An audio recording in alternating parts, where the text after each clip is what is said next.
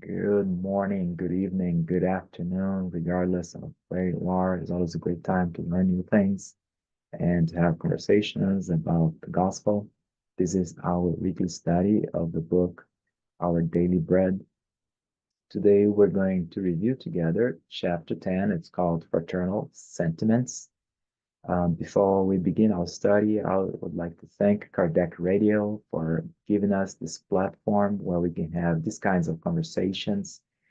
Kardec Radio is available in different platforms and different types of social media. They also it is possible to provide feedback and questions and comments using the X platform, which was formerly known as Twitter.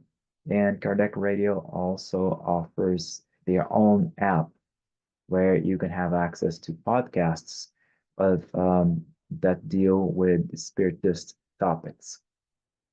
So before we begin our study, as always, let's start with our prayer.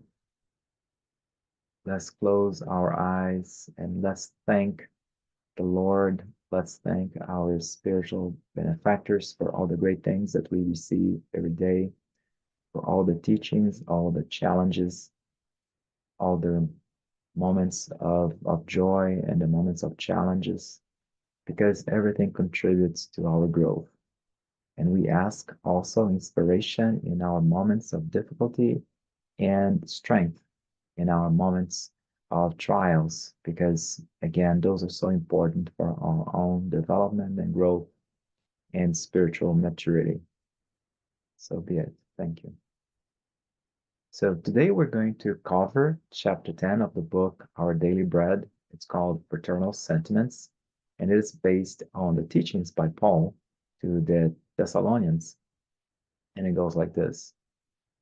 Now, about brotherly love, we do not need to write to you. Yourselves have been taught by God to love each other.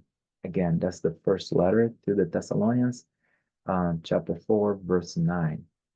What is interesting about this particular passage is that actually Paul, in this chapter, he had been praising the Thessalonians on their behavior. And here he does indicate that there is this sense of fraternity in that organization, that there is harmonious interactions with them. So he says, hey, you already know that. You've been taught by God. You've already figured it out how to be Christians and how to work together as Christians. It is quite interesting here because in this particular chapter, Emmanuel reminds us of the strong contradiction that we see a lot.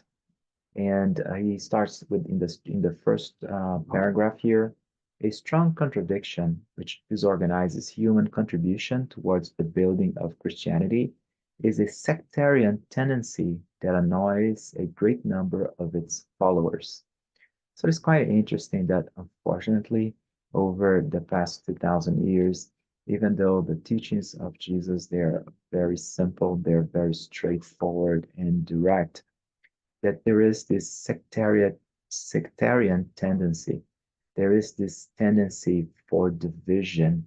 There's this tendency for us to split up, and a lot of times we split up into minutia, and that is why nowadays there are so many different belief systems which are based on Christ's teachings, and which again, like Emmanuel explains to us here, it is a contradiction because Jesus' teachings were all about love and understanding, which is the contrary of the behavior that we experience.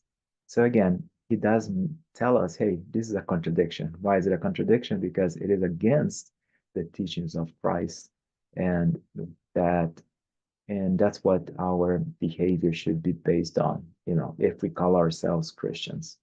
And by Christians, I not only mean spiritists who are Christians, but also Christians from different organizations. Emmanuel continues here. If there were more reflection and more attentiveness to the teachings of Jesus, then those unjustifiable battles would be diffused forever. Again, if you have more reflection and attentiveness, so if you really focus on the teachings, or if you really focus on the message, and not only if you study with attention, but also if you reflect on the message itself, then one would realize that, hey, those battles are unjustifiable. Those battles, they make no sense. They are not in line with what we've been teaching, with what we've been studying. Because again, the teachings of Jesus, they're all about togetherness, they're all about harmony, and all about working together, and all of us considered as daughters and sons of the same Father. Emmanuel continues here with his teachings by reminding us that even today, due to the manifestations from the spiritual plane towards the renovation of the world, individuals and groups of people appear to seek formulas from beyond, which would enable them to enter realms of pure fraternity. So it's kind of interesting again. Now he's referencing the fact that as spiritists we see manifestations from the spiritual world. We see our teachings that we receive, and again for groups, for individuals and groups, and we're seeking for formulas from beyond. So we are expecting the spirits to solve our problems. We're expecting the spirits to resolve our differences, um, and to enable us to enter into this pure fraternity. It's kind of like a projection, right? We are projecting our responsibilities, our individual and responsibilities as a team into the spiritual world, and we are expecting them to solve our problems. And again, here Emmanuel in his teachings, he mentions that what are the enlightened companions waiting for in order to effect true brotherhood?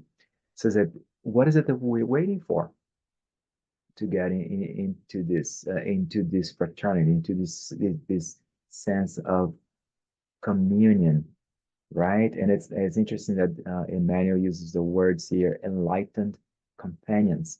So meaning that we already know, right? We've been teaching, we've been exposed to the teachings of the gospel, and as spiritists, we've been exposed to the teachings from the spirits. So what is it that we're waiting for, uh, above and beyond what we've already been taught? Emmanuel mentions here that many people overlook the fact that legitimate solidarity is scarce in places where there is little spiritual service and where there is an excess of preoccupation with criticism. So again, unfortunately, we keep waiting for for our spiritual guides and our spiritual friends to resolve our issues, but we overlook the fact that it is hard for us to have legitimate solidarity, for us to have this true sense of fraternity, where there is where we are more concerned about criticizing others, a lot more concerned about looking into the differences as into service, into spiritual service. So it's kind of like we're so much external, looking so much more externally in what's happening with others, and a whole lot less into the spiritual, which is has to do with how we are contributing with the energies, well, how we're contributing with the harmony of the group as a whole. Emmanuel here continues explaining that many well-known organizations are drawn into disturbances and dissolution because of a lack of mutual help in the areas of comprehension, work, and goodwill. So it is just because a well-known organization, just because an organization has been established and is composed by individuals who not only have the organizational skills, but also um, the teachings, the knowledge, and they can be there could be disharmonies in those, and not only disharmonies, but even even dissolutions, those might cease to exist because there's a lack of mutual help. People are, instead of being, people are more concerned about being critical of others than actually into assisting one another. And Emmanuel here is very explicit in terms because he mentions the areas of comprehension, work, and goodwill, right? So first of all, comprehension, I try to understand of my brothers and sisters and understand that, hey, if they fail, it's not because, they might fail, but I might fail as well. And of course, work, the area, the areas of work. So if you're busy, if you're producing, if you're trying to do your best, there's no there's no room for these disturbances.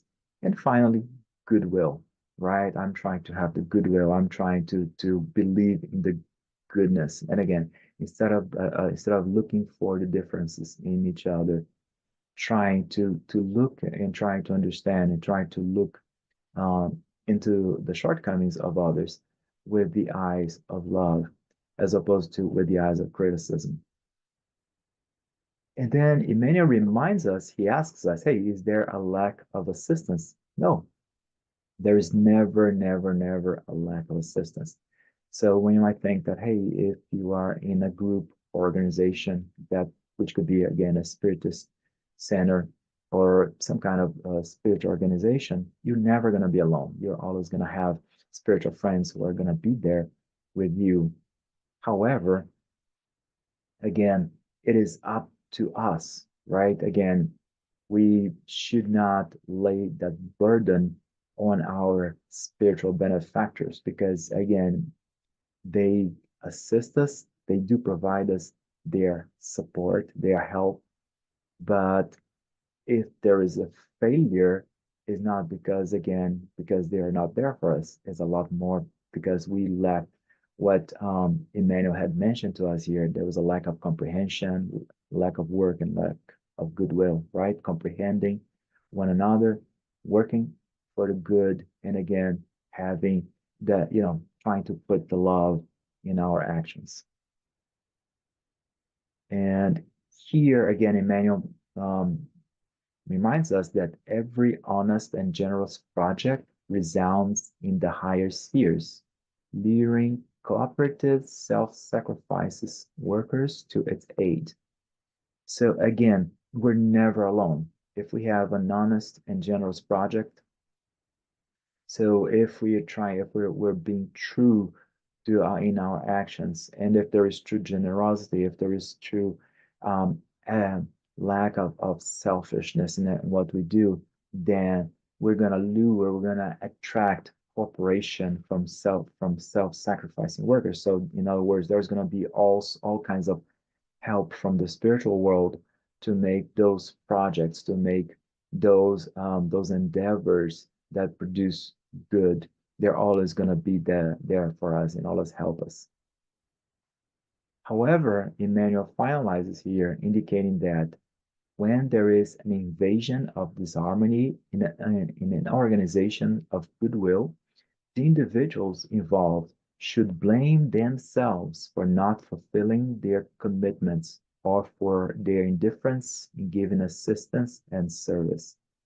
So again, we see a lot of times when there is disharmony in a group, in a team, or in an organization, and then a lot of times we think, and again, an organization of goodwill, organization that is supposed to do what's good, a lot of times we put the blame in so many things, right? We put the blame on each other. We put the blame even in the spirits who are those also called the always so-called ignorant spirits who are also spirits like us. We're learning as well. So we're always projecting into everybody, into our friends, into also into all the spirits, and sometimes um, into some circumstances that some local or national circumstance. So again, we're always blaming, we're always projecting on somebody else, and forgetting that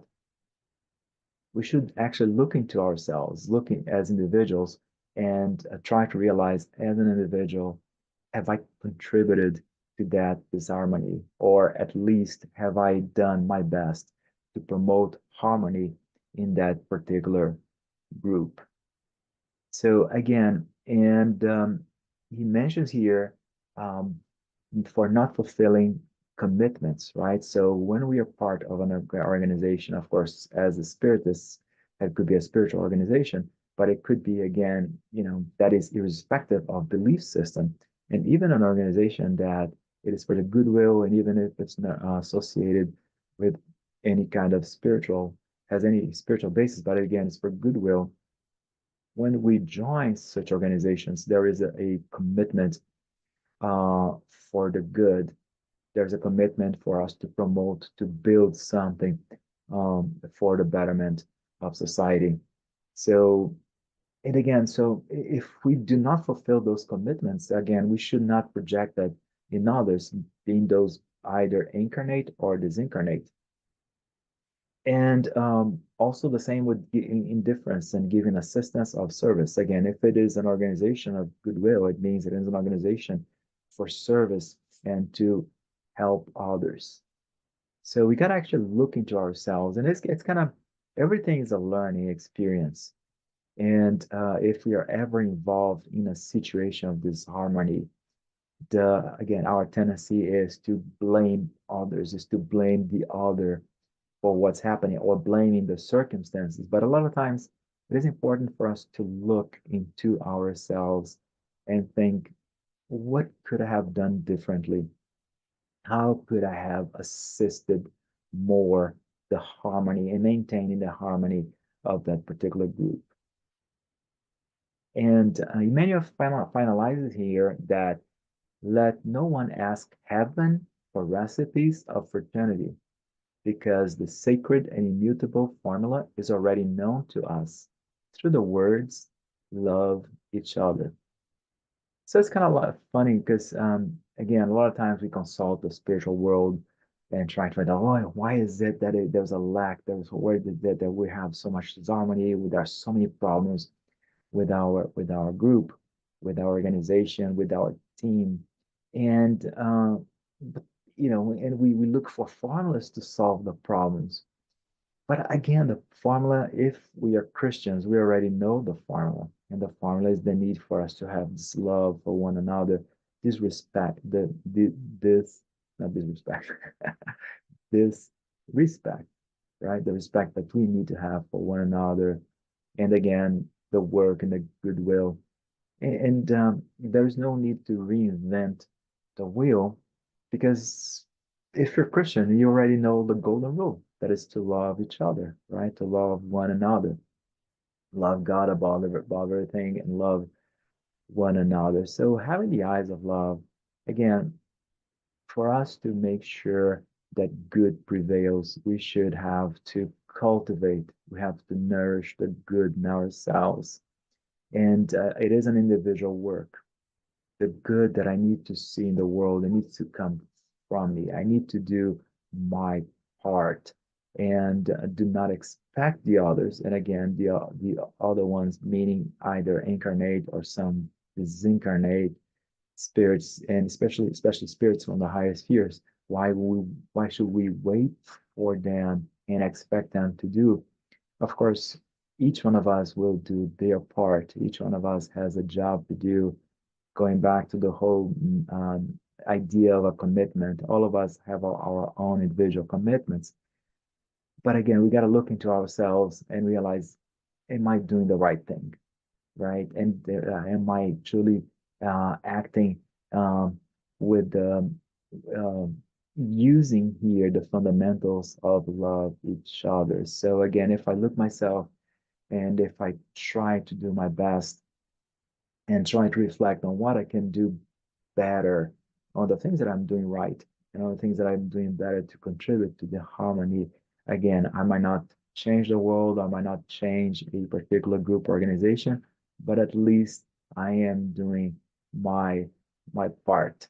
And in doing so, I am contributing positively to the harmony of that group, um, and especially for the outcomes, the positive outcomes of that particular organization that organization can bring might bring to us. And it's interesting here that again, in this conversation, I've been focusing a lot on what it would be like some organization or team that focus on goodwill. But again, this also applies to any kind of organization we're part of, especially our families. So let's reflect also on how this applies to our families and the need that we have to maintain the harmony in our family as well. The family is the cell, the family is the most important cell in society. So again, if we try to promote harmony in our families, then we are also helping the greater good as well, starting in that small cell. So let's also reflect on how this applies to our families, to our daily lives, as we deal again with our family members, with our friends, and again thinking about the patience we need to have with one another, with the cooperation and the love and the respect that we should have with one another. Again, we all need, like Gandhi used to say, we have to be the change we want to see in the world. So instead of expecting for external factors, instead of expecting for others to solve the to solve any kind of disharmony or to promote any kind of understanding and cooperation, let's start from in our hearts and doing our part. Thank you very much for your attention. And again, I'd like to thank Kardec Radio for the opportunity to have this conversation with you, and make sure you subscribe to the different channels, different social medias here that are brought to you by Kardec Radio, and to stay tuned for not only for additional uh, chapters, additional lectures here in this particular segment, but other segments that are brought to you by Kardec Radio. At this time, let's close our eyes and connect with our spiritual friends. No matter how difficult our times, our circumstances might be, no matter how many dilemmas we might be going through, we are never alone. We have so many teachers from the spiritual world, so many mentors who are waiting for the opportunity to help us. All we gotta do is just become receptive. All we gotta do is just to connect with them, connect by prayer, connect by moments of reflection, and also emptying our hearts of any grudges, any rancor that we might have with our brothers and sisters who are just like us, who are also just trying to learn. Regardless of where we are in this moment, let's open our hearts and minds to the positive energy that the spiritual world will be sending to us and all the inspiration that they will provide us. May we have faith in them and make ourselves also available to them for our betterment and somehow the betterment of any kind of group, any kind of organization, including our families that we might be part of. Even though we're so imperfect, we are so thankful for all the help that we receive from the spiritual world. And might each one of us continue our journey of learning, both in our studies of the teachings provided by Christianity, the teachings provided by Spiritism, and also the practical knowledge and maturity that our daily experiences bring to us. So be it.